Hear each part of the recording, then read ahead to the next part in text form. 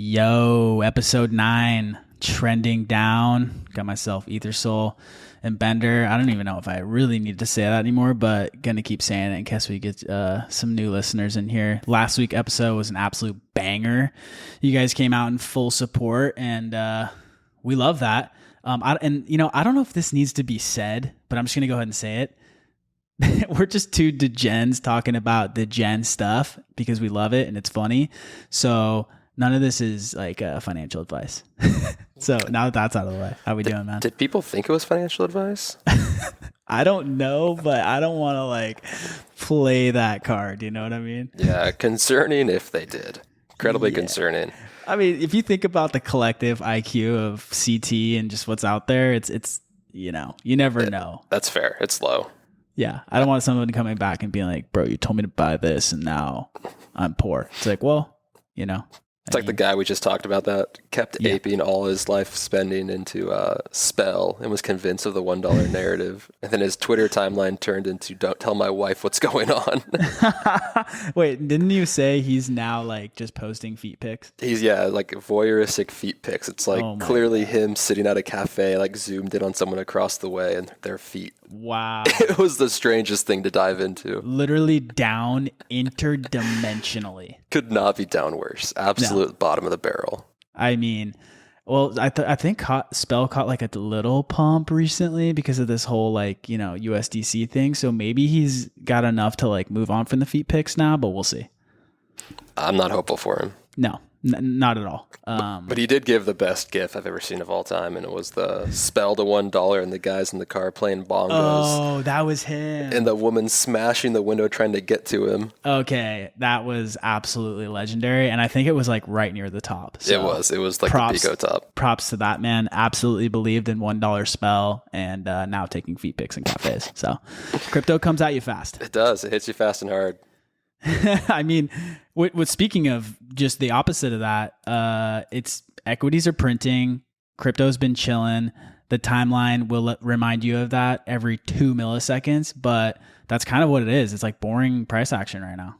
Yeah, everyone probably thought equities would go up and crypto would go with it, but we kind of stabilized here.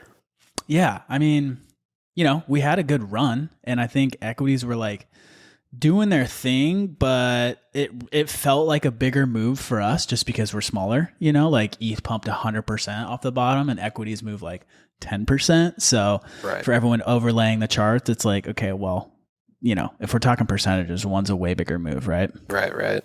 But we had that big resistance at $2,000 ETH, and everyone knew that was an emotional number to get back to.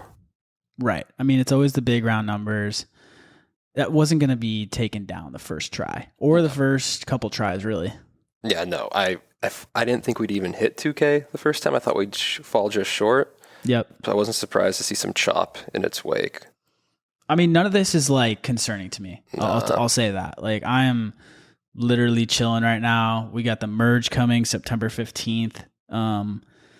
It's looking good. So why would I we've been in this game for so long. Why would you be like, oh, I'm going to sell it now, unless you're like all in with money you don't have. And there is a chance they delay or something, right? So like you got to weigh that out. But I'm here for the long haul. Even if they delayed, more time to buy. That was my thought. I think if they delay, you have more time for a narrative to form and for it to catch a news cycle or a media cycle and people to want in heavier. And then if they don't, send it. Yeah, dude, absolutely. Worst case scenario, we end up back where we were like a month and a half ago. Right, exactly. And so ETH and Bitcoin have been boring. Bitcoin fucking snore fest. I don't even look at the Bitcoin chart anymore. I never do. I look at it occasionally, like maybe once every week or two. Right. Just see where we're at. Yeah. You gotta pay attention, but for the most part, it's like kind of in the back of my mind right now, like not at all really, but there's been tons of action like on chain. I feel like things are kind of popping off, and you see the meme stocks kind of blowing up, and then now you see the dog coins making a little move. Mm-hmm.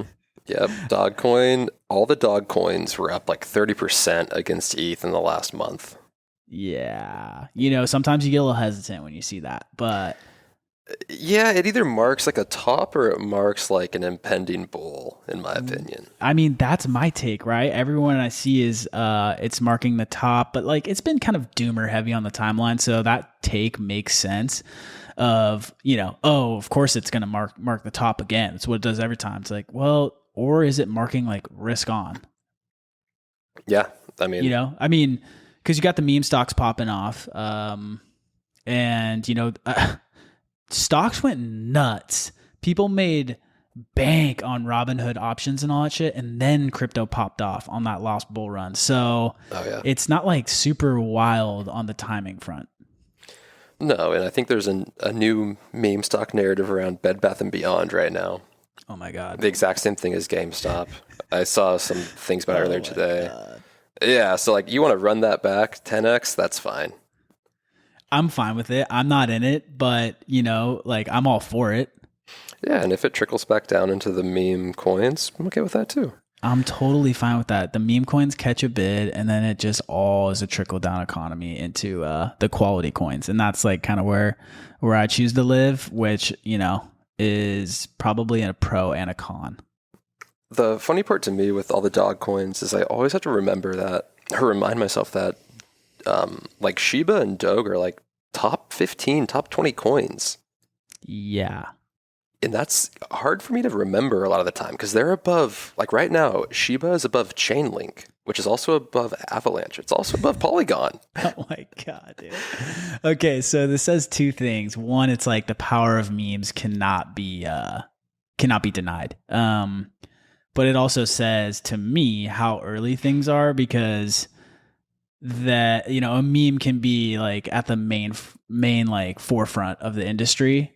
As to where like, something like Chainlink that powers all of DeFi and holds everything together is like behind memes. Yeah. Or you have entire chains like Avalanche, Polygon. Right. It's behind like, that. This has multiple dApps on it, and it's has several million users, and it's behind a dog chain. But it is what it is. It's the world we're living in. Memes run it. Somehow Cardano still number 4. Well, that's in the meme category too. Yeah, that's fair. That's fair. Let's be real here. Yeah, I try to not consume any Cardano knowledge until No. I feel like I have to, which I hope is never. There's really no reason to cloud the mind with it. I mean, it was so funny because they launched that like DEX, and then it took 45 minutes to like an hour for every one trade to go through. So good luck. They're trying. They're doing their best. No, they're trying. I mean, the best thing there is like the dream. They're selling the dream, and you can't knock selling the dream. Okay, so dog coins, Doge Chain. Yeah. Okay, so like I said, boring price action on ETH and Bitcoin, but there's always something popping off, and we were recently blessed with Doge Chain, which I actually love. I love the concept of it. I mean, but how I also could you hate not? it. Right? Like okay, full meme. Bridge your Doge over and basically enter the casino and see what happens. I mean, it's literally walking into like a rug shop and just like which rug looks better to you. Yeah. You're going to expect to lose money basically, but I don't know. It's kind of fun. Yeah. I'm happy to silo it all there too and say, if you want to go invest in the next like meme shit coin, Doge coin, do it on Doge Chain. Makes total sense to me. Right. I mean, at the end of the day, like, I don't know. Like, okay, let me get your take on this. Is that bullish for like Doge? Because Shiba Chain's coming. Oh, I don't like that you said that, because now I'm like, do I need some Shiba? Right. Well, so like if you have Doge, you get dropped DC, which is the Doge Chain coin. So they're going to do an airdrop, and then Shiba Coin is going to do the same thing. Like they both do the same thing each other does. So is that bullish for the dog coins though? Because think about this. Well, let me get your take before I tell you what I think. Oh man, do I think it's bullish? He says as he opens DEX tools to see what the Doge coins are doing.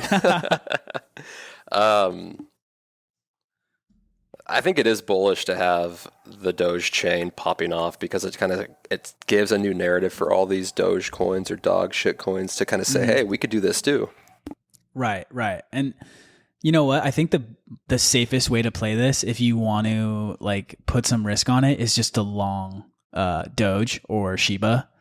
Like if you go in the casino, there's a good chance you lose it all. Now you could 100 exit and like be walking out of there stoked as long as you take profits at the right time. You're definitely going to encounter a couple rugs. But in my head, it's like this, like you're fragmenting the liquidity. So most people who are in these memes like piled into Doge and then Shiba. And that was like their two options. And then they trickled down to all the other dog coins, right? Like, you know, Akita Inu and Kobe Bryant's and Bart Cuban's. But now you have it on chain where, you know, you could be playing in all these other games. Maybe you're kind of taken away from that pump on the main coin. I don't know. Or the opposite, like Ethereum, you know, it's now used in every single dApp that they're building, if they're even building. Yeah, maybe also liquidity splitting is going to hurt them too. Right. So essentially, I just basically was like, I don't know. Yeah. I mean, no one really knows here, right? Like, no one ever has understood the meme coins outside of like, this could pump and it could pump hard. Yeah. Because even when Doge was nearing, God, it was like nearing $1, wasn't it? Oh yeah. That's when like the SNL skit happened and people were still saying like, it's time to buy Doge. Right, dude. So the writing is always on the wall. Whenever anyone is super stoked for an event, do you remember Bored Apes with the Super Bowl? Oh my God, yeah. Right? So like the run up before the event, you gotta sell into that. Like SNL with Doge. It was like, okay, nothing's gonna happen. Or like, even if something does happen, the hype before that is like what you want to be selling during. Right. I mean, we've seen it time and time again, but that was the Pico top of Dogecoin. It's one of those things like when everyone knows what's going to happen, they're wrong. Right. It's like in 2017, everyone was saying like when your dentist talks about Bitcoin, it's time to sell all your Bitcoin. I mean, you were having, what was it, Dogecoin millionaire who was like, that's what he was called, and he was on CNBC talking about how he just went all in Doge during the pandemic because he was bored or something, and then he round tripped the entire thing.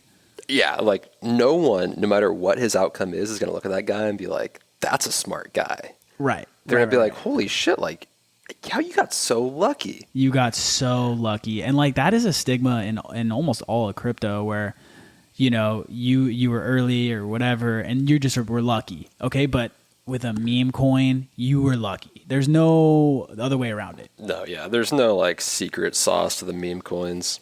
No.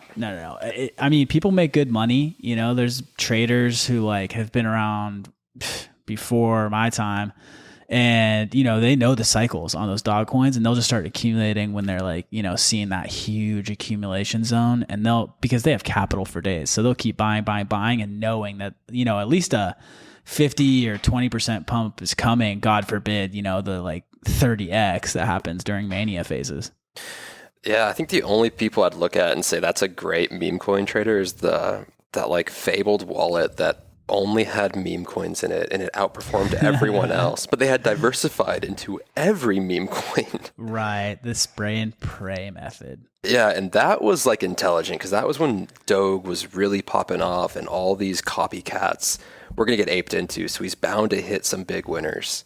It's, you know what? Okay, maybe I do take that back a little bit, the whole you got lucky thing, because it does take some foresight to, and it sounds obvious now when I'm about to say this, but when you see Doge pump and then you just start allocating like big chunks of capital, and I mean big, like 5K into these random dog coins, because like that is basically just flushing it down the toilet. I don't care if you're like a millionaire, like 5K flushing down the toilet isn't the most ideal, right? So, no. You know, it does take a little bit of foresight to see that narrative then spreads like wildfire. Oh yeah. You know, or maybe it is lucky. I don't know. No, I don't think it is. I think that's foresight, and that's like intelligent and saying there is some market capture here.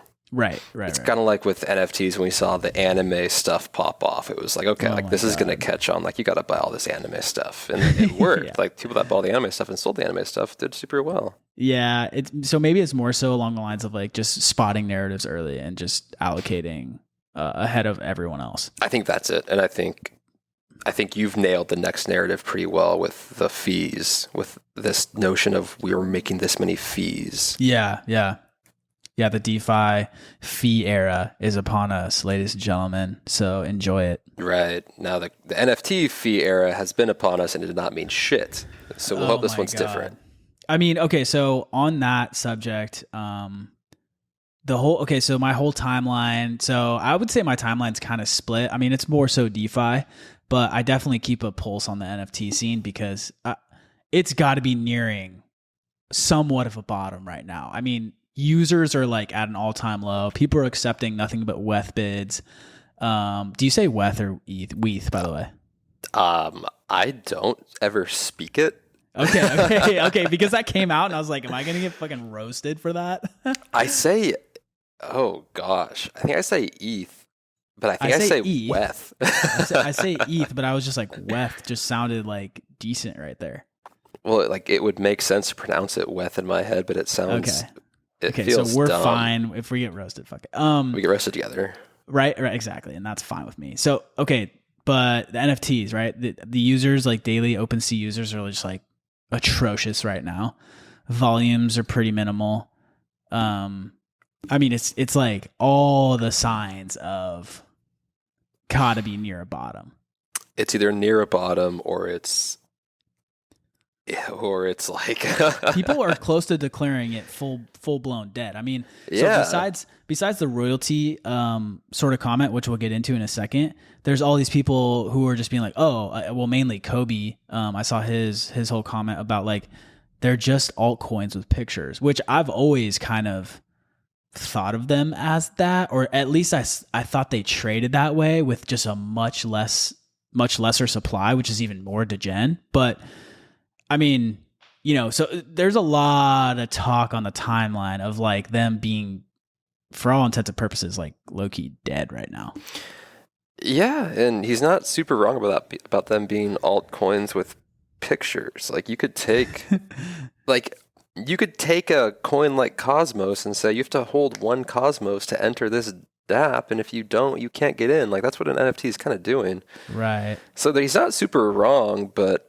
He's taking the art piece out of it, which I think people latched onto, and it probably wasn't as true as people wanted you to believe it was true. Mm-hmm. But he's not wrong. But I agree. Like it's either at a bottom or it's on the precipice of like, wait, we made something out of nothing, and we are kind of all idiots now. Right. And I don't think it's that one. Like you just can't have something that's so big and that you've got like Tiffany, Nike, Adidas, Gucci, all these big brands dipping their feet into. Yep. And something one of my mentors said like 2 weeks ago was whenever you see big brands moving, they usually move early. And a lot of those moves fail, but the ones that don't fail end up doing incredibly well. Right. And that's what we'll probably see here with this NFT stuff, where we saw these big companies move in that have survived for a long time. So they definitely see something here that maybe we're not seeing yet. Well, so he's bringing NFT people on to his podcast Up Only on Thursday. This will come out Wednesday, so tomorrow. Yep. And I mean, the first guy that volunteered essentially backed out. I don't know if you saw this back and forth, but no, I didn't. I'm actually I'm gonna DM and be like, hey, bring me on, dude. I mean, get in there. I think he's talking to like Punk 542. I mean, who the fuck knows? One of the big Punk guys. Right, 6529 probably. Yeah. I think that's it. To talk about it, didn't have a debate. So we'll see how that goes. I mean, Kobe is pretty, he's one of those guys I put in like the category of having insane foresight, where he just calls a lot of things early. Like he'll call how something ends before it even has a mania. Yeah, that's fair. He's like the giga brain on the timeline. Right. Like he's like, okay, this is going to go crazy, but here's how it ends. And it's like, and then he just retweets it like 2 years later, and you're like, holy shit, what? He nailed that. So do we think that's because he makes so many predictions and he only pushes the ones that are correct again? Or Well, that's the CT recipe, am I right? Right. You know, so no one is like Nostradamus out here in my head. Tons of people just like smatter the timeline with up, down, maybe left, right, whatever, and then retweet it for clout. Yeah, that makes sense. But I feel like he's one of the more real ones, because I've also seen him, when something gets proven wrong, be like, oh, retweet that and be like, oh, well, I said the opposite. Clearly I know nothing type of deal. These Kobe tweets are pretty on the nose. I'm not going to lie. I'm reading through them right now. Yeah. I mean, some of them are like back in 2021, before like things came to a crash. He was just like, this is not how it's going to go down. Right. But okay. So anyway, back to 0% royalties. That was like a massive debate, and I want to like hear what you have to say about it. I don't think it, I actually hated the debate because I think a lot of what happens on Twitter right now is, like engagement farming is like a hot word, but it kind of is that, and it's trying to stay relevant in a space that's kind of like struggling to be something again. Yep. NFTs are like taking a big hit. So NFT Twitter outside of CT is struggling and saying like, what is our purpose? Mm-hmm. And I think that's kind of like where part of this discussion came from, is it was one tweet that happened, but then it got taken out of context, and there was a kind of a confusion between, are we talking for a platform or for a collection? And that's two very different things. So like you should always hope for and yearn for 0% royalties on a platform. It's like OpenSea taking 2.5% from every sale is like an eBay-esque model that nobody likes. Everyone hates the seller fees on eBay or any other selling platform. But then you have Google, which offers all of its services for free, essentially. And I think that's like where 0% royalties should exist, is you should find a platform that takes no royalties and lets all those royalties go back to the creators. But I think creators, as the artists and the people that make the collections, they have to have royalties to sustain the business that they're trying to build, like a revenue stream. Mm-hmm. Otherwise, you just get an initial raise in a nest egg, and once that's gone, it's okay, I need to sell another set of NFTs, and if no one buys them, we're going to pack this shit up and go home. Yeah. So you can't really runway plan without a royalty. Yeah. It's so interesting to me because, you know, in typical finance, when you raise a round, you know, that's like what you need to get by. And then you can go ahead and raise another round. And so I'm almost wondering if there would be ever, you know, I think there should be royalties for the creators. I think the marketplace side is a race to zero. I definitely think more marketplaces are going to come out, and aggregators, like every layer that gets added on there, it's like, okay, wait, you charge this? Well, no, I'm going to go with this person who charges a little less. And then they bring theirs down, and like so on and so forth. OpenSea just has a monopoly right now. But as far as the creator goes, it's like one of those things to me where I wish, you know, they could do the initial raise, and then maybe once it hits a certain level in royalties, like paid back to them, maybe like another 500 ETH, or well, like just random examples here. Then it gets shut off, and then like with a community vote or something, I don't know, but like it just, you know, I what rubs me wrong is like basically people being able to throw up a ton of different collections and then just like rake on those forever. That's fair. You know, because it's almost like, okay, cool. So I spin up a project with this coin, and I just take a 0.01 cut of every trade because I created the coin, and I raised X amount of money in the beginning, but in order to like keep the lights on, every 0.01% of every trade, I'm gonna take that and put it towards the team treasury. Yeah, I like the shut off idea. You know, like maybe there's levels, I guess is what I'm like saying, you know, like where there's caps, like, because, you know, I mean, Bored Apes and Yuga, like, I think that's why VCs are chomping at the bit, because they're like, wait, what? not only do you sell the collection for X million, but then you just keep raking, and the more popular it is, the more like volume you're going to bring in. That's wild. Yeah, have you ever done the math on how much ETH those collections got? Oh my from God. royalties? Do they just market sell that ETH? I think we've asked this before. I don't think anyone knows. You have to, though. You're not just holding your treasure in ETH. Like, where else could that go, right? They're for sure market selling, but that's what I'm saying. Like that business model, once you like catch that lightning in a bottle, like Bored Apes, you are set because you have this rabid fan base, and every collection you put out now, like you have to be strategic, but every collection you put out is going to go bonkers on volume. Yeah. And now you're just going to rake and then next bull run on NFTs, they're going to rake even more. So it's just a wild thing to me that you just keep on kind of like backing up the Brinks truck every time the collection catches a bid. Yeah, I think it's a good conversation for those top 10, top 5 collections. For the smaller collections that are going to, fizzle out and die before they even hit 1,000 volume. Not really in the conversation, but when you've got other deeds with 330,000 total volume, I mean, dude. Bro, what the fuck? 5% of that is 15,000 ETH. Right. That is so much ETH. That's like $30 million. That's a ton of value extracted. And I know they're doing this. They raised money from a VC. Like that is what the money they raised is for, to build. So, I mean, I guess you can look at it as like their revenue on sales, but that's just insane to me. Like I feel like their sales revenue should be like launching the collection itself.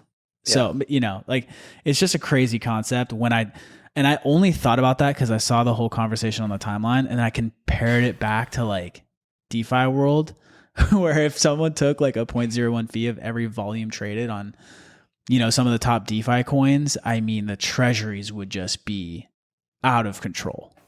Do you think Yuga Labs IPOs as a traditional company? Because they are a traditional Web2 company now. They have 70 some employees. Yeah, and it's only going to grow. It's only going to grow, and they have all the revenue and all the right numbers to have an incredibly successful IPO. Again, to answer your question, I think they do.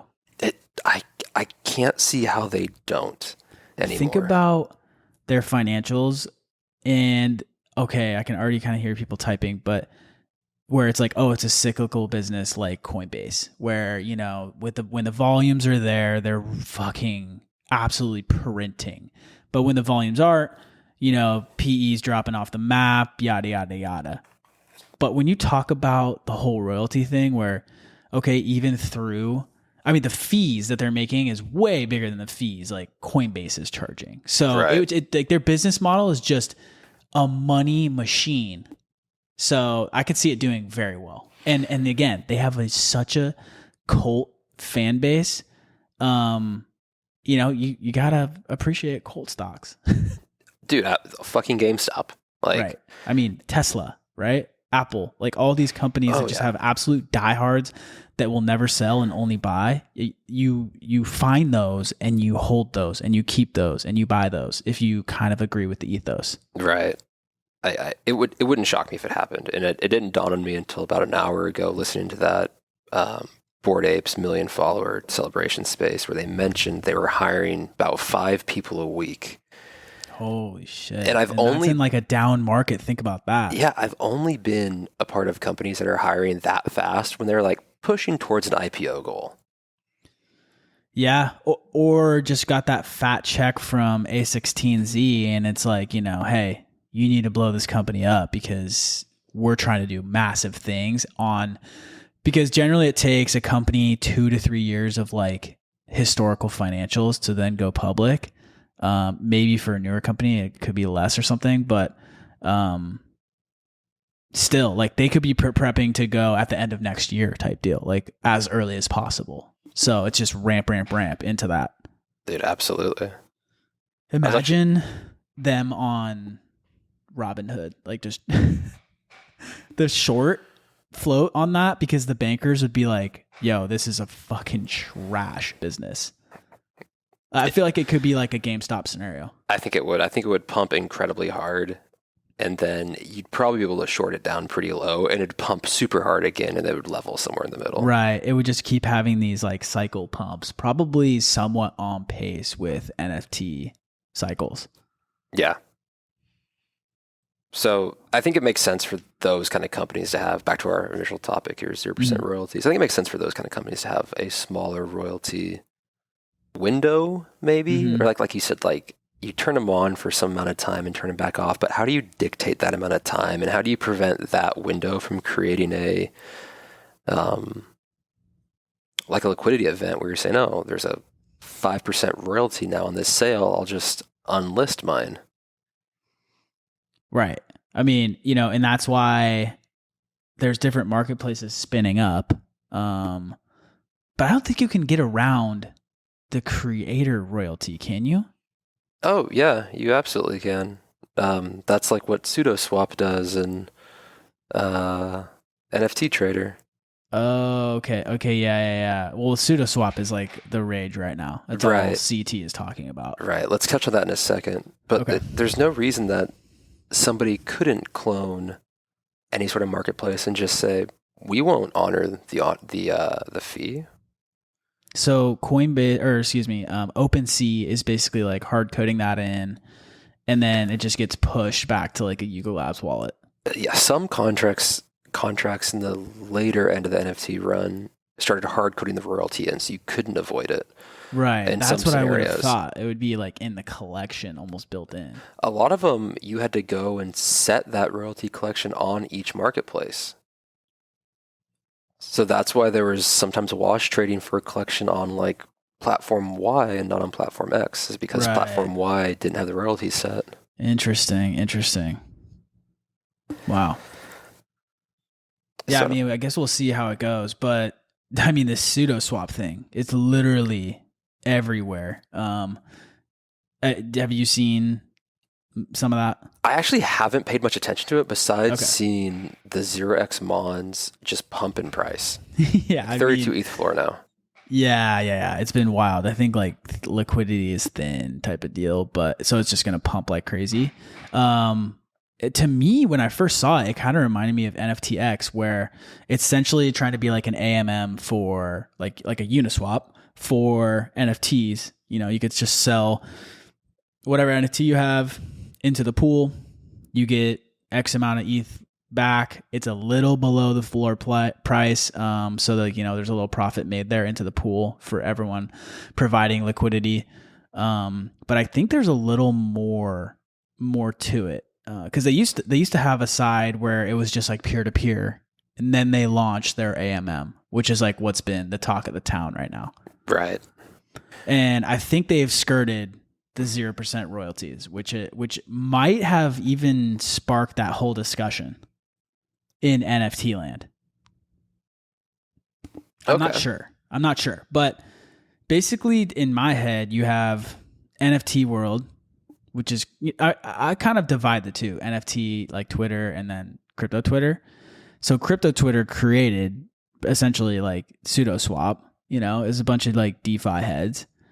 So it's an interesting like take on the whole thing where they're making it more, they think they're providing a product that, adds a ton of value and liquidity for people looking to sell their NFTs right away. As to where some might look at it like, oh, okay, you're taking away royalties from creators. That's not tight type of deal. So I've heard news of an airdrop coming for it. I don't know if that's true or not. Yeah, so if you own XMON, which is the token for SudoSwap right now, it's always been known that you will get Sudo, which is going to be the eventual token of SudoSwap, either exchanged or airdropped on top of XMON. And then you can convert type of deal. So I'm guessing people are hoarding the XMON token now. Right. And it's going to be a way bigger supply because it's the XMON token is what, like 50K right now? We're talking the NFT token, right? Yeah.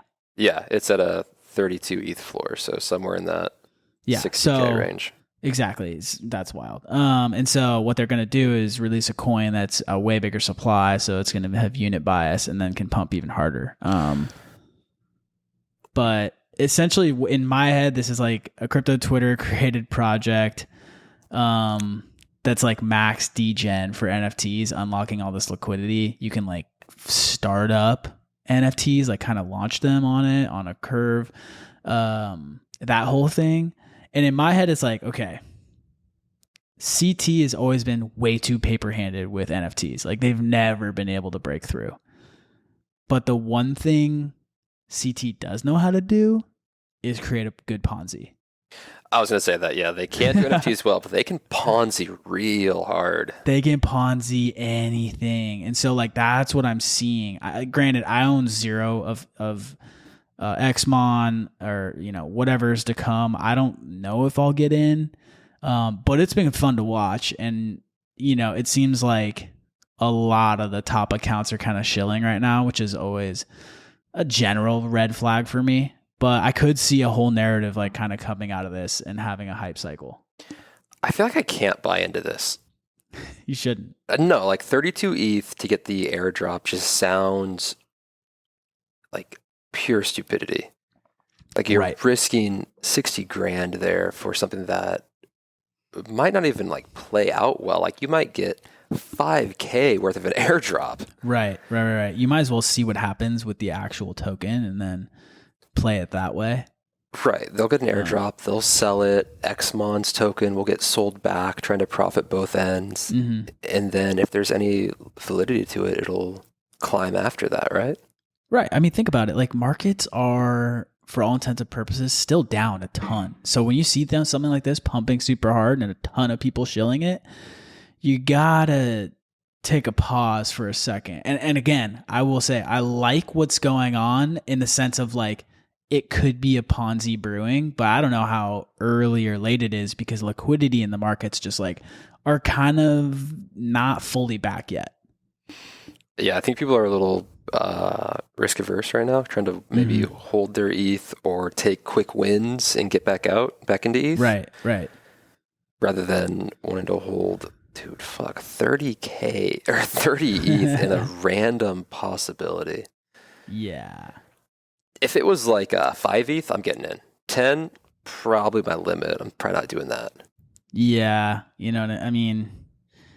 Again, not like somewhat novel tech. You can create these like liquidity pools for NFTs, which is viable. And like what I'm seeing is basically, like the CT shillers basically be like, okay, we're going to unlock a bunch of liquidity for the NFT market. This is what they've always needed, like in order to expand and become bigger, kind of playing the whole liquidity card super hard. But I still don't think most crypto Twitter people like have fully even like learned about NFT like sort of culture and the mantra over there. And it's just different. The vibe is totally different. Yeah, I don't think they need liquidity. I think they need, oh God, it's not liquidity. That's for damn sure. I don't know what they need. Yeah, we don't know what they need. Maybe some, I don't know, utility Hopium? Or some sort of game. Hopium. Purpose? I mean, right? Yeah. Like early NFTs was all about like the art is dope. Like it's fun to post about it on Twitter. Like there's a sense of community and like camaraderie of like we all just bought this random shit together. Like what did we get? Now that it's like trying to flesh itself out a little bit more, I think they're looking for a new narrative, right? And I don't know if it's this like pooling liquidity because there, like I said, there's already NFTX, which you can trade in and out of on certain like NFTs. So yeah, and NFTX like doesn't really serve a purpose. Like it never took off in the NFT world. It was used to like wash away stolen NFTs essentially. Like every NFT in the NFTX vaults are usually a stolen NFT now. Right, exactly. Someone wants to get rid of it real quick. I mean, anytime I used it, it was like, oh shit, okay, I just need a quick. It was like a low level NFT. I just wanted to, dump it real quick for quick ETH. And I would just use that platform because I didn't want to wait at like keep undercutting the floor and wait for all that whole thing. Yeah, and I can't see the narrative being here. I think it's more in the collector route, trading cards, collectibles, art side of things. Like you can't bring liquidity to a market that people aren't buying, right? Right. Like there's always a reason to swap between the sushi token and ETH, or like BTC and ETH, but there's not always a reason to swap between like a Moonbird and ETH. Yeah, exactly. Like you're not doing that swap like multiple times a day. It's just not happening. You don't have automated like bots trying to like arb different sides of things. No, I think if you're going to do anything, it's going to be a narrative around like lending NFTs, like that type of deal, like unlocking, like, so there's JPEG and Ben DAO. I was a big fan of JPEG when it first launched, but they give you like their own stable coin when you want to borrow. And then something like Ben DAO gives you ETH. And it's like all these NFT diehards solely price everything in ETH and flip in ETH. So that extra step has kind of led to more adoption to Ben DAO for the moment, because it's just so easy. Deposit your NFT, get ETH, buy this other one, flip it, pay it off, profit ETH. That whole thing. That one makes sense to me. Right? Pretty easy. Yeah, and you're giving liquidity to something without having to get rid of it immediately. Right. And so in my head, it's like, think of more products like that, and infrastructure around that. And that is kind of the next level. If you want to incorporate DeFi into that world, I don't know if they really need it though.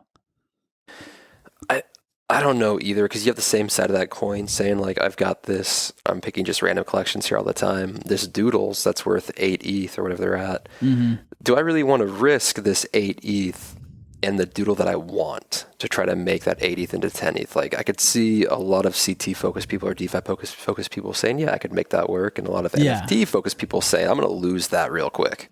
Right.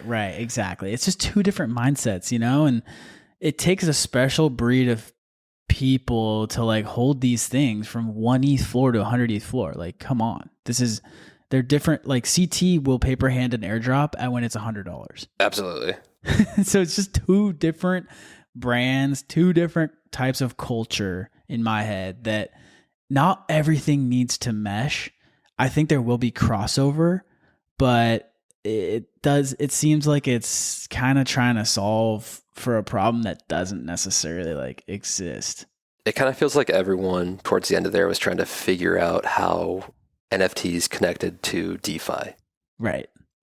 And I think JPEG got close by saying if you had the JPEG NFT, you got a higher APR when you're staking. Right. So yeah, you're spot on there. Like utility NFTs and DeFi, I could totally see those having a purpose. Lower fees or higher APY or something, or like better pools maybe you can access. Right. A gate token. I mean, all that type of stuff.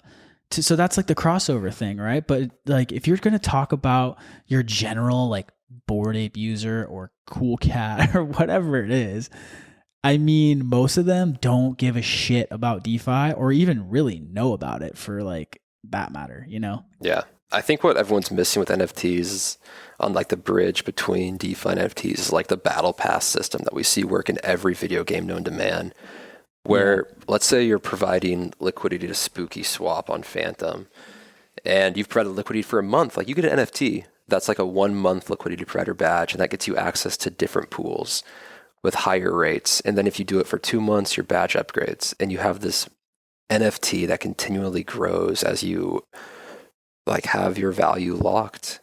I mean, that's a beautiful Ponzi you just created. And I feel like if anyone's listening, that's an amazing idea. And basically what you could do is then create a marketplace for those. And I mean, if someone was there for like 12 months and just gaining tons of extra rewards because of it, they could probably sell it for a pretty nice penny. Absolutely. Yeah, you certainly could. And you'd have to solve for the problem. And here I'm like fixing whoever's listening their problems already.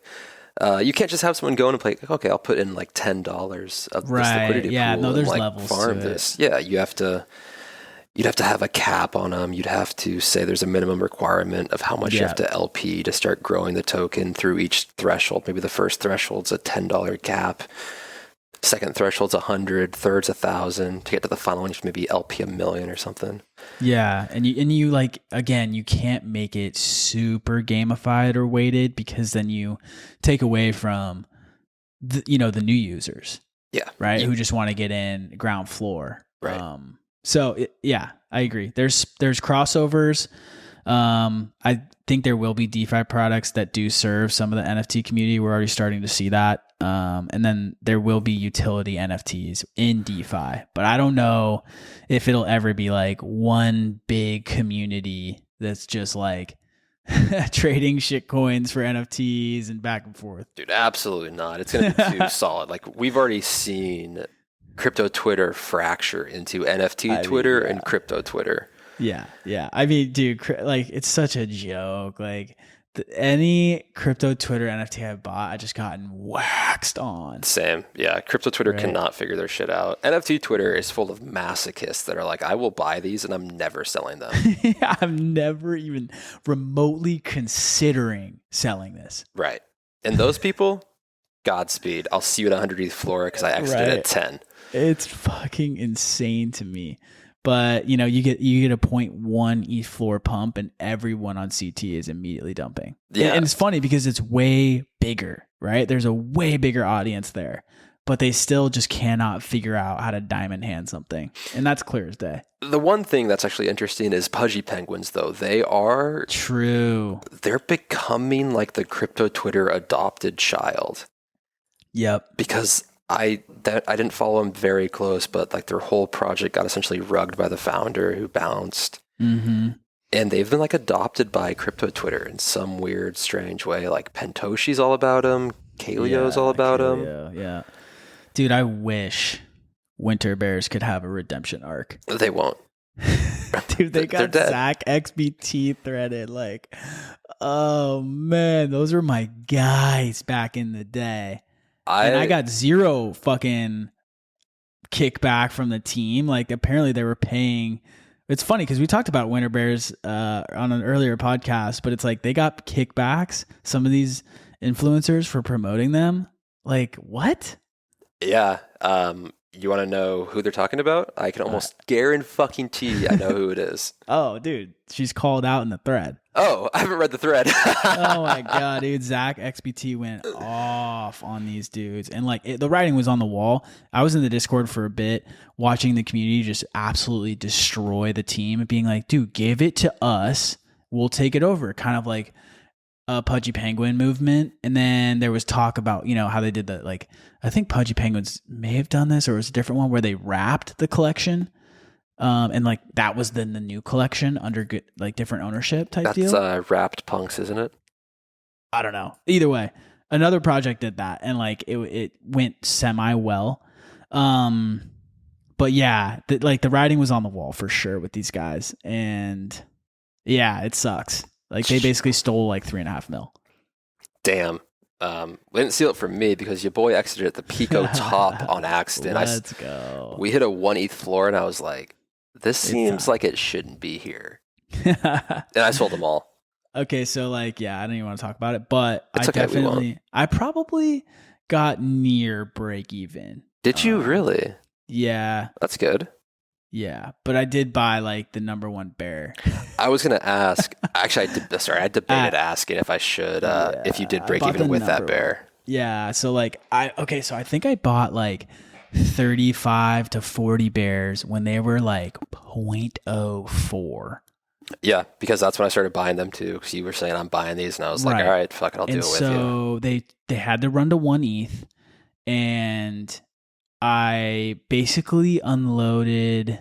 I didn't unload any at 1 ETH, and then they trickled back down to like 0.7, 0.6 area, and I got rid of like over half of the normal ones. So, that came out to about 15, maybe 20 ETH or something when all said and done. And then I bought that number one bear for like 15 ETH. So all in all, maybe kind of a wash, but damn, I thought it was going to be something bigger. If they would have just done anything, because then NFTs like took off after. Yeah.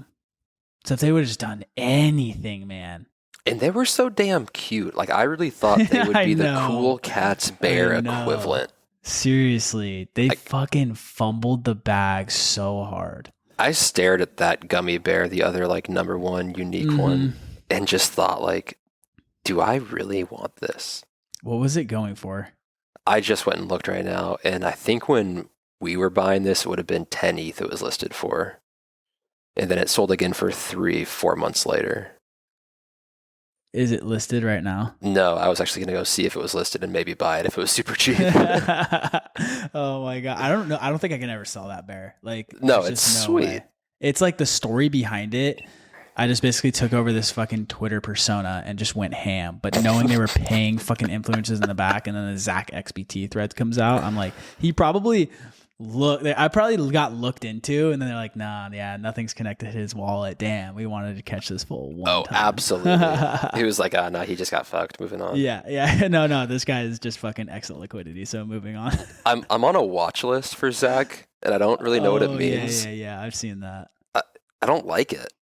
I don't know if you should like it. Yeah, it feels bad, and like the people on it with me are like, I'm on the same boat of like, ooh, like, do I want to be here with you? And then I see like the Bored Ape founders, and I'm like, that's not bad, or is it? Or is it? Exactly. I mean, whew, we know how those guys go. They get a ton of heat. Yeah, and I asked him about it too. I was like, what's this watch list? And he's like, it's better if it's opaque. Oh my God. I was like, oh, great. He's a nice guy, though. I talk to him DMs fairly often, but I mean, think about it. If you're in that line of work, for those who like, if you fucking somehow don't know, Zach XBT on Twitter, like uncovers or unveils like all the scams going on, and kind of like tracks wallets and the amounts and who is involved, and tries to like, basically just like self-regulate crypto kind of deal, which is great. This is kind of what we need to show, like some of these agencies like, hey, look, we're taking it seriously, which is kind of funny overall. But anyway, great. Yeah. So he's a great guy is what you're saying?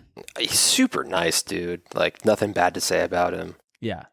I've seen a few replies to some of my tweets that are like, people like buy off Zach to not look into them. And I was like, I don't know about that. That seems a little far-fetched. You got to take donations for that type of thing, because he's clearly doing a ton of work on this stuff. Yeah, he's got a donations thing he puts up after every thread. Yeah. Why do you have capybaras in your wallet, by the way? Are you looking at my wallet? I am looking at your wallet. Okay, I'll touch on that in a fucking second. But you got to kind of be careful if you're him, right? Because like doxing would have some angry people at you. Oh yeah, I'd be afraid to dox if I was him. No, not only that, but you're like calling out the scammers, which in some cases are the people who might be able to track you down. Yeah. So sketchy. Capybaras though, I forget which. I think it was Gainsey. It was the Freemint meta. Goblins just had like fucking moonshotted to like 5 ETH, and so all these Freemint metas were popping up, and he like tweeted these capybara things, and I minted a couple. I mean, how many are in there? That's 5, but they're damn cute. Yeah, no, they're cuties. And I don't even think they minted out, so good for me. I kind of want one. There's none for sale. Oh shit, your boy's got that rare. Am I wrong? I mean, it wouldn't shock me. There are none for sale. Not I'll literally throw some up for 1 ETH right now. Could you imagine? No, I don't want them for 1 ETH, but no. What if? Imagine. That's how dead the NFT market is. People aren't even listing just the trash. It's actually shocking how much trash got minted. Okay. I wish there was a way to see that, because the hidden folder for all these people like has to be in like how many projects launched and then just are trash now. It even caught like a bid maybe for a little bit, but now we're just trash. And then on top of that, the trash of the trash, which never even caught a bid. Dude, I was exit liquidity for a trash project like 4 days ago. It just happens, and it's still happening. It's all part of the game, baby. We fucking move on. It's a tax write-off, you know? Oh, I was actually exit liquidity twice in that day. Okay, that's fine. That's the game. It's all part of the learning experience, man. It's all part of the learning experience, man. Like, what was it? Someone was talking about some coin that I was in. I was like, yeah, I lost a big chunk of money, but guess what? We sold it. We got the tax write-off, and now when we bought the bottom, all those are going to be tax-free, baby. Yep, I saw that conversation. It's like, it's the easiest way to basically talk yourself off a ledge. Oh yeah, for sure. But we make it back all in one trade, and it's what we do. You live and learn. Right. Speaking of making it back in one trade, should we talk about Gabagool? Oh, how the fuck did we not talk about this already? Right. I'm like heated that this wasn't in the beginning. So if you're still here, like, oh man, buckle up. What a fucking ride. So I don't know much about this guy, but I can give a quick background on what happened. Please do. So Gabagool is on the team for Velodrome, and when everything hits the fan with Luna collapsing and UST exploding, he loses a ton of money and thinks he can make it back in one trade if he just borrows $50K from the team wallet. So he pulls out $50K, loses the $50K, and says, I can make it back, and then I'll take a small quiet loan from the team wallet again that 4 other people have the private key to, and pulls $350K out and thinks he can make it back again. And it was not clear if he could make it back. It seemed like it was not, and he lost that money also. But what happened next was baffling to me, and it's that the narrative shifted around this story so quickly that it went from, I work for a team that I stole almost $500,000 from to leverage gamble with, to Twitter being like, it's okay. Like, it's fine. Like, we understand you make mistakes. And that was the craziest part to me. Yeah. So, I mean, okay. So part of it, I mean, fuck, dude. Where do I even begin? I can't even speak right now. Yeah, this is a wild one. So the $350K gets stolen. This was a couple weeks ago. And he writes up a thread, Zach XBT style, on like in a personal investigation on what he thinks went down. Okay. Now we know what we know. That's fucking insane, first off. Oh, yeah. Okay? Then the team looks into it themselves. Good on them. And finds out it's him. So you got to factor that in. That is absolute like insanity, maniacal behavior. And then in his apology, first off, he went radio silent, ghosted a ton of people once the team announced it was him. You know, and then he types up this long apology, yada, yada, yada. I'm a degen, fucking gambled away.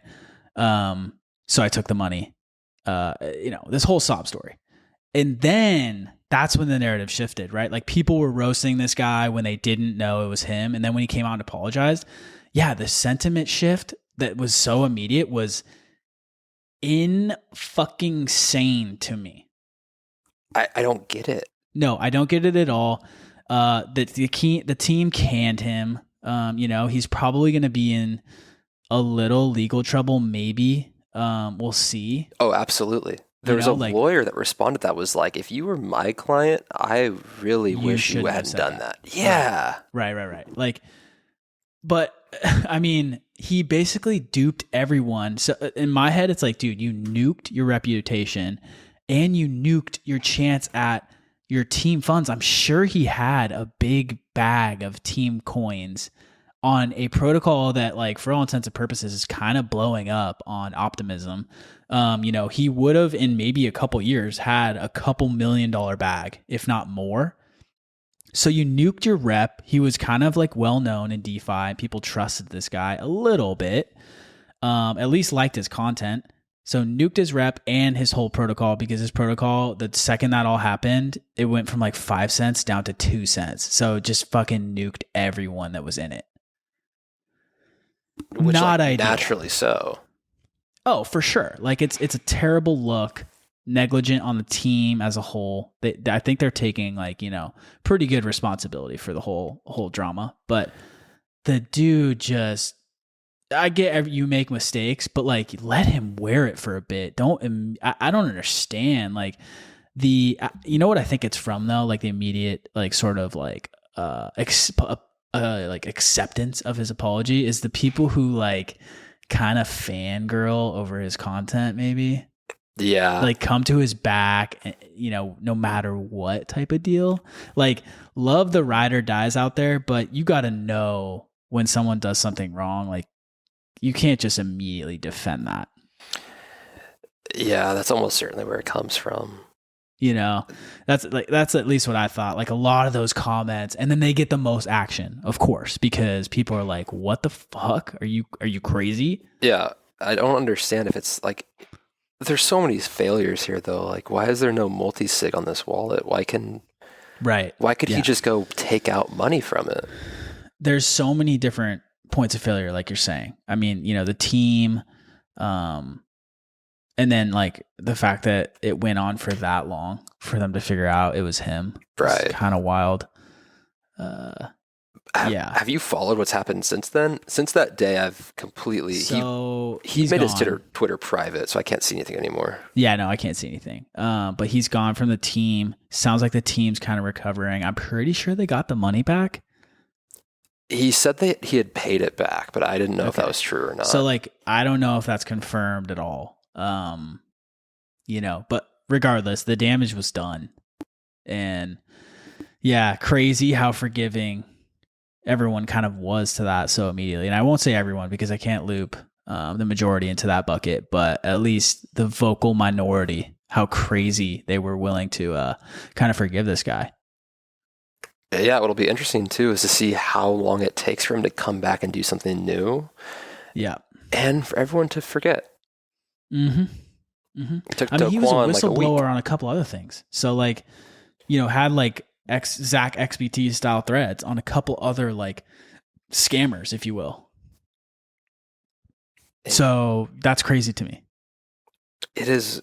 It's absolutely wild. Totally got just caught up and, you know, made a wrong move, but I don't know how you try and bounce. I mean, your rep and your trust has to be gone. But in this industry, it's not. it's 2 weeks maximum, and people are forgetting and willing to, you know, ape into the next project you have. Dude, absolutely. So I was saying if you know, I read his long-winded apology, and he painted it as like the story of a very sad, addicted gambler that just had to like win again. Mm-hmm. And it was just such a huge like play on emotion, and it pandered to all like the heartstrings.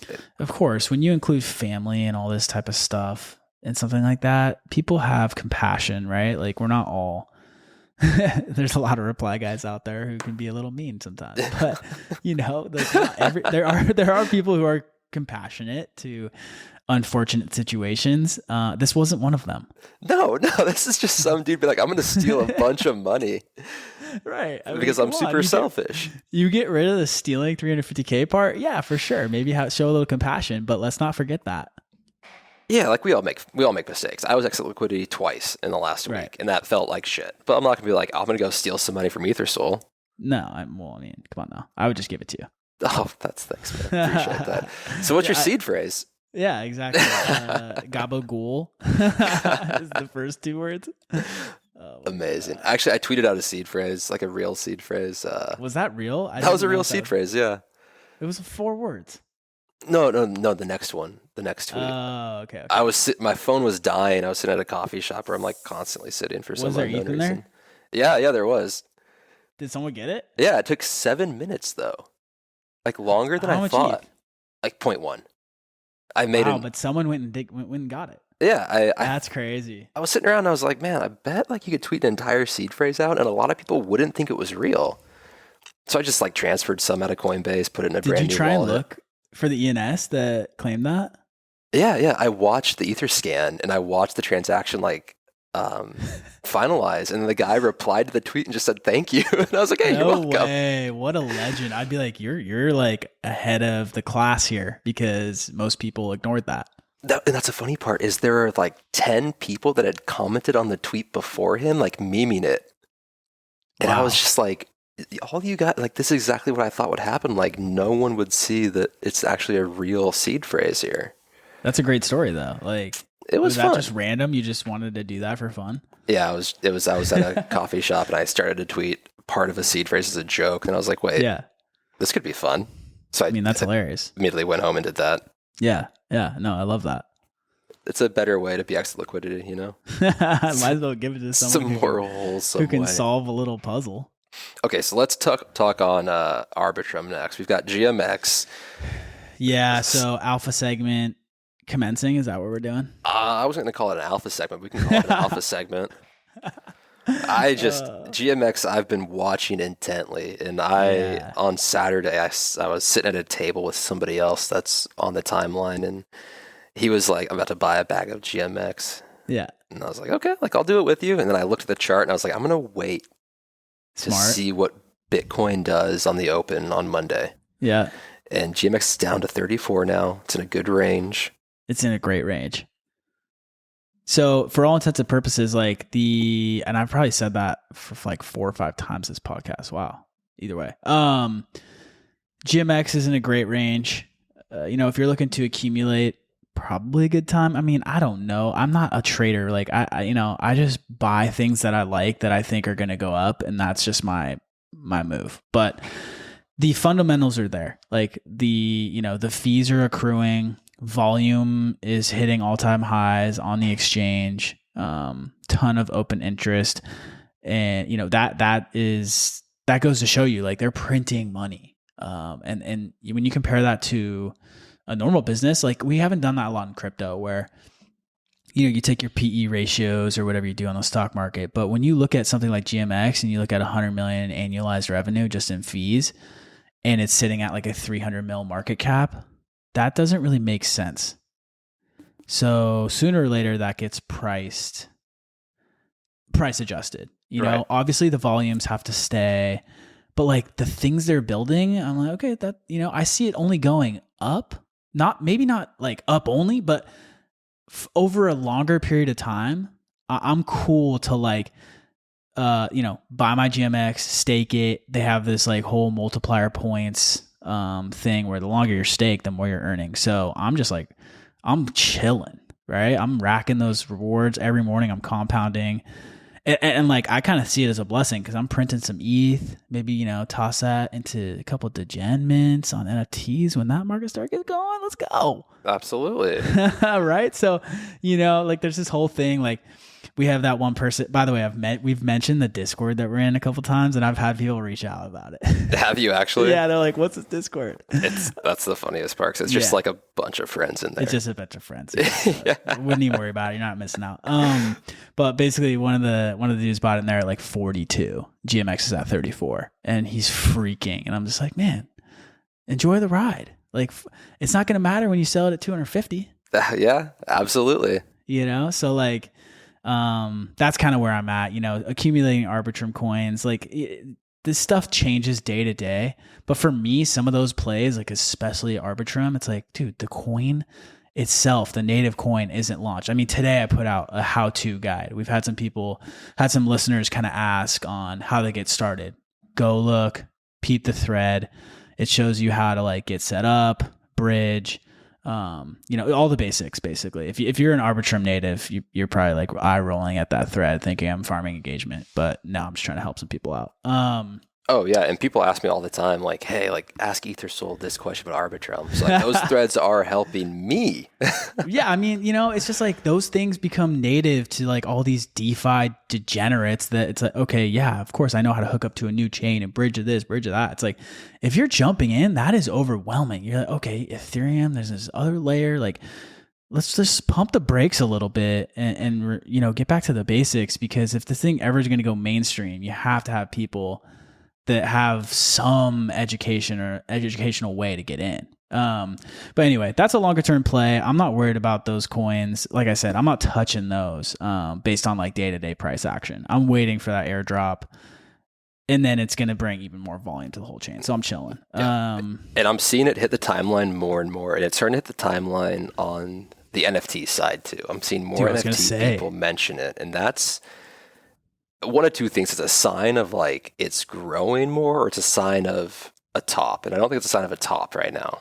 No, you know what's been wild is I've seen a little bit of a crossover in the NFT world and Arbitrum, and like they're kind of choosing Arbitrum. Now I don't know why, and I don't want to claim anything, okay? But I'm planting seeds here. So I think I might know why. There's a lot of NFT people don't understand DeFi or that it even exists. I've seen a lot of them say like it's just too hard to figure out and it's just like not what they want to do. They don't have the head start that they think they need, and that is just not the case. You can jump in and have an edge as long as you put the time in. So I'm here to Sherpa. Be your DeFi Sherpa. Yeah. If you're an NFT god and you have tons of ETH, good on you. But let's put it to work, baby. Or let's death pool it for 4,000 APY. Yes. And see what happens. Yes. So, okay. So this is an alpha segment. We'll drop a little something that I'm looking at recently. Ooh. Disclaimer. This is like super new.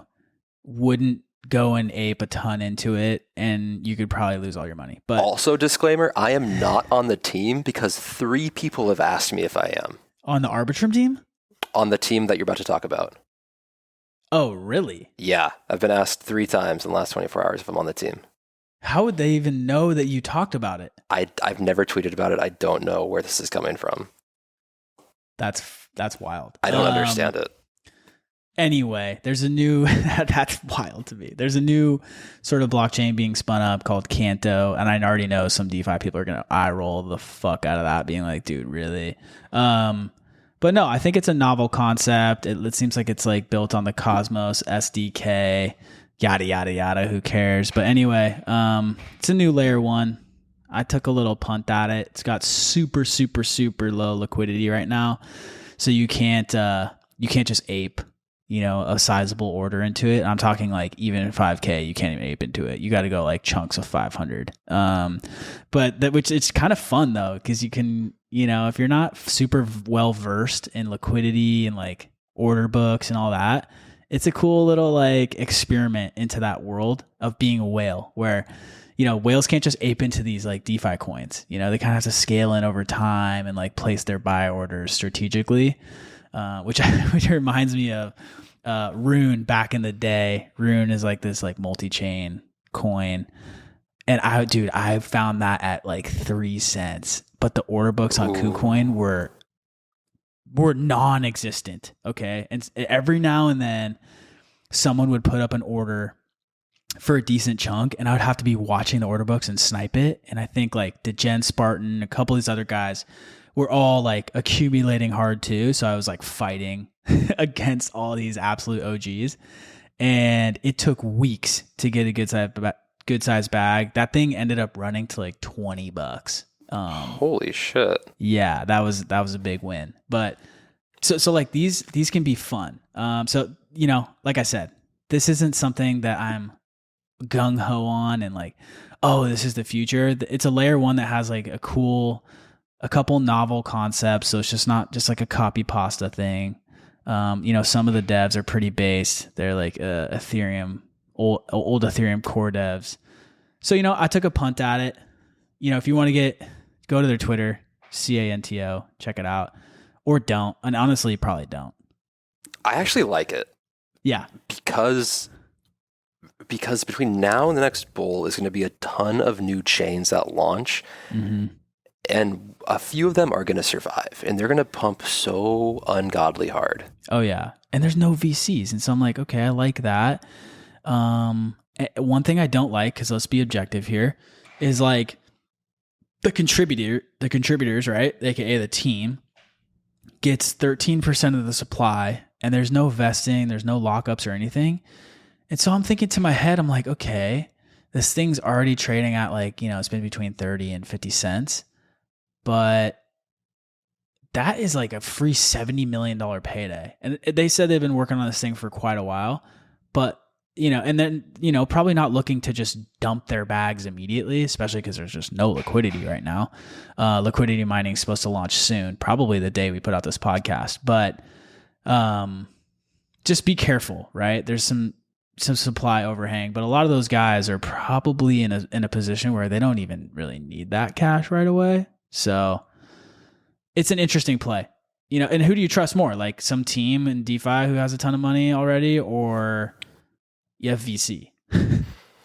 I feel like they're both going to burn me. So just, right. I'll shoot from the hip from both. This space, I mean, you got to kind of just like, be a lone ranger. Right. I actually like Canto. I'm trying to get into it slowly over time. Same way. Yeah. It's just because I've looked at so many of these coins, man. Looked at Cosmos, looked at Phantom, looked at Solana, and they're all like pennies. And you sit there and you look at it and you're like, man, if I had gotten like 100,000 of those coins at 1 penny and it sold them at $50. That's what I'm saying, right? Like right now it's like a layer 1 blockchain sitting at 50 mil market cap. So I'm accumulating here and there, and like where it trades right now is on Slingshot, which is like a little DEX, but it has a troll box, like a little chat, and it's hilarious. I feel like it shouldn't exist, and that's the best part of it. It shouldn't exist in the slightest, but it's so funny because you just have so much psyops going on in real time because you can see the order book, or you can see the trades live, and it's just hilarious. So, I'm dabbling a little bit there. Nothing crazy, okay? So let's like pump the brakes a little bit. Small bag. This is what I would call a moon bag, that I'm prepared for it to be 0 in 24 hours. 100%. I'm prepared for it to, fail on launch. Everything goes to 0. See you later. I can't bridge back, or the bridge gets hacked. Like there's so many landmines that could happen. But, and there's always that but, it's like, it's a 50 million market cap layer 1 blockchain. God forbid it takes over. I mean, it's basically like this chain. So I'll get into it a tiny bit. It's basically like all like the DEXs and all that stuff are like a public good on the blockchain. So you don't have these teams kind of leeching off that sort of deal. And then there's like a built-in algo stable kind of to it. So, it's not just, like I said, it's not a copy paste fork. There is some novel design to it, which, some of these layer 1 blockchains usually that are on the lower end trade around 500 million market cap, right? So it's not out of the question for it to catch a nice little pump. Did you say algo stablecoin? I did. Ooh, that's crypto Twitter's favorite thing. We know. And it's like, it doesn't seem like, I don't know the dynamics super well, but it doesn't seem like it's going to be a collapse type deal. But of course, we'll see. In that conversation, it reminded me that the Doge chain has a 7-day withdrawal process to get off the chain. Yeah. So that was actually in the thread I wrote today about Arbitrum. Is a lot of people, the native Arbitrum bridge is instant going to there, but it's 7 days going out. But there's tons of other bridges that are instant going out as well. And so I put that in the thread so you can find those. But for like new chains, they don't have, these other third-party bridges set up. So yeah, I haven't tried a bridge out of Canto, but I would assume maybe it's similar. But I know they did go with a third-party sort of vendor, so maybe there is infrastructure kind of set up there, to go back and forth. But yeah, the Doge chain, it's definitely 7 days to get out. So you don't leave. If it even lets you get out. I mean, think about this, like 7 days in crypto land is basically 4 years. Yeah, no kidding. Time, it's like that movie Interstellar when they go on that planet. It's like, okay, yeah, for every hour in crypto Twitter, it's like seven days. That's how it feels too. I know, it's wild. So other coins, I'm not really watching much else, just GMX from my Arbitrum Sherpa. I do like Canto for a little short-term moon bag, or maybe even long-term, depending on how long it takes to fizzle out. But also, I'm weirdly big on Solana suddenly. Interesting. I mean, so Jump came out and was building infrastructure for them, right? Which is crazy to see. You don't normally see like normally like a VC arm. There's just so much power behind Sol at this point. Right. And it's you have hard to see it over fail. Trying to pump the NFT side. Yeah, the NFT side hasn't really even seen a true cycle on Solana yet. Right. But It's not something I'm trying to accumulate now, but it's something I want a lot of before the next bull run. Like it's in that category of grab as much as I can when it dips lower and lower in the next 2 years. Right. I mean, listen, you have Jump, you have Alameda, the big boys are there. Yeah. And if they want it to pump, they'll make it pump. So good chance it runs it back when, the capital starts flowing in again. And if they can kind of figure out the chain and make it so it doesn't break every 4 seconds, like right. It was a good thing. But like the risk reward of something like, how we're talking about Canto, it's like, okay, cool. That's 50 million market cap. Like Sol's up there. It's less risk for less reward. And then, that whole thing, but a long-term bag, Solana, definitely I could see, something that you want to accumulate, especially with it being on Robinhood and stuff like that now. Like it's just direct to consumer. Oh yeah. It really feels like it wants to be the normie chain. Right. Which as much as Ethereum is trying to be the normie chain, I think it'll be the number one chain, but I could see Solana becoming like the most throughput maybe. I mean, dude, if some of these layer 2s get their shit together, it could be a wild ride for Ethereum, but that's going to take a while. So, so something like Solana just could have different use cases, right? There can be more than one winner here. Oh, I think there will be. I think we'll probably lose a lot of chains in the process in the next 5-10 years. But I think what we have right now as a foundation will mostly be there. Like the top 10, aside from Cardano, will probably still be here. Right. And listen to this, like before you start like just tuning out, when the bid comes back and the bull's raging, you can't be blinded by like Maxi to Ethereum or whatever chain that you call home. When there's money to be made, you better get there and like make that money, because that bull, as we know, doesn't last forever. And so when Solana's catching a bid, jump in, like those dApps, they go crazy. Like when you put in the homework, you get there. I can't say the same for something like Doge chain at the moment, but I might eat those words too, where like everything pops off there and it's like, I missed that or something. Dude, yeah. You've got but like you can't be blinded by, okay, Arbitrum's my main home. Like for sure, that's where I'm going to keep most of my capital, but I'll definitely play around to scratch that itch in other stuff. Dude, yeah. Like the amount of money that was made off Luna, off Phantom, off Polygon, off Sol, off Cosmos. Wild. Insane. And the people that made money there made way more than people just holding Ethereum through the last cycle. Exactly. So you got to be all over. You got to be touching everything, playing with everything. And Moon Overlord had a great tweet today that said, when something new comes out, just play with it and get used to it, because you might be in a position where you have to ape in, and having used the tool once before is a huge head start. That's what I'm saying, dude. I love trying new things too. I feel like it's like a homework project or like, my assignment for the day. Like with this Canto thing, it wasn't like, I mean, it's intuitive if you're a DeFi native or crypto native for that matter, but it's not all that straightforward. So I can see people having a bit of a time with it, but once you figure it out, you're like, oh shit, I want to bridge a little more over. Like, let's see what's up, That's how Phantom went for me, and I just kept bridging more and more over. Exactly. And now it haunts me. I can't escape it. Dude, I mean, you bring it up every podcast. So. Well, it's because it's a part of me now. I spent so much time over there. I had my hands in so many pots over there. I was manipulating like different projects to do collabs with each other when I wasn't on the team for any of them. But how much fun was that? It was so much fun. Like that is what it's all about. And it's like, okay, sure, you walk away with a little bag. That's even better. Yeah, I was the community member just dipping their hands in people's business. I love that. It was phenomenal. Shout out to that Telegram, whatever that account was. It's now gone. Oh my God. Yeah, Phantom's like dead and gone, so see ya. Alpha segment for NFTs, man. It's still in the same ecosystem of not a lot going on. People don't want to launch. You got to be picky and choosy, and you got to pick the ones that are sure wins and take your profit early and moonbag the rest if you want to.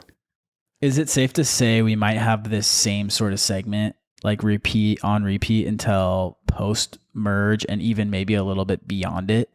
No, I don't think so, because you've got like the Hello Kitty mint coming up that is by the same company / team that did Nickelodeon, that did like a 10x or something out of the gate. Did it really? Yeah, it went real hard. Oh my God. I actually think it was like $50 to get a pack, and they sold for like 0.4 each. It was some crazy shit.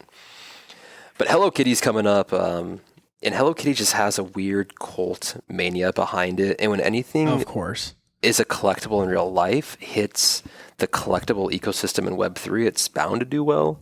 Mm-hmm. So I'm kind of watching Hello Kitty. I still think Ether is out there. You got gas guzzlers that I'm paying attention to that are doing like these refund coupons for your gas transaction fees, which is kind of neat. Right. But right now it's still in the same ecosystem the same like environment of watch what you mint, and, you know, make sure what you're minting is going to be worth more later, because the odds that 0.02 mint that suddenly is at a 0.002 will probably not come back. Right. I mean, you know, people that are building right now, it's the same. It's the tale as old as time. People that are building through the bear are generally the projects you want to pick up on the cheap. Right. And then some of these new ones launching, right? They'll launch into a bear market, and then everyone's like, what? How did I miss that? Oh, because you weren't paying attention. Exactly. It's always the little known things, like the potatoes that went from nothing to 1.5 ETH, the rare Pepe's. You got to just kind of keep your hands all over. I mean, I'm missing all of these. So like whatever I'm doing is like the wrong thing. It's printing on Arbitrum. Sounds like the right thing. Yeah, right? I'm too busy with that.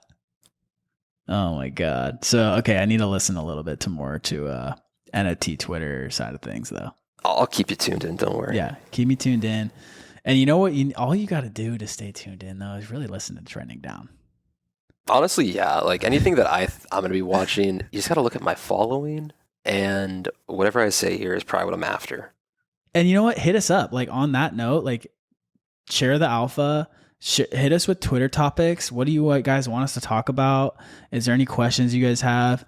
Again, I think we'll maybe do like starting a DeFi protocol in that story on an episode. But for now we're just chilling, vibing, and maybe we'll have another guest here soon. But hit us with what you guys have and want us to talk about or touch on. Specifically, DM Ethersole. Yeah, DM me, dude. DM me the fun stuff. DM him the stuff that's hard to think about. Oh my God, I feel so bad for the DMs. I don't read them a ton. Dude, I go through mine constantly. I love it. Okay, so DM Bender. Oh, I guess even if you want to talk to me. That must be true, because people will DM me being like asking questions for you, and I'm like, why didn't you just DM him? That's hilarious. But my dumb ass is like, oh yeah, let me ask him. I'm like, wait. They'd be like, hey, do you have any guides on Arbitrum? I'm like, oh, actually, I'm thinking about putting out a thread. I'm like, okay, actually, I should put out a thread. That literally is what happened. Yeah, no, that's hilarious. But dude, if you guys, again, made it this far, appreciate you. We'll have another episode, maybe even this week. What do you think? Oh, absolutely. I think we'll get another one out. We'll crank out another one. Hit us with those Twitter topics for next episode. We can cover a ton of them because we kind of gone over the recent events in this one. But again, thanks for listening. We appreciate you, and we'll catch you on the next one. Yep. See you next time. Peace.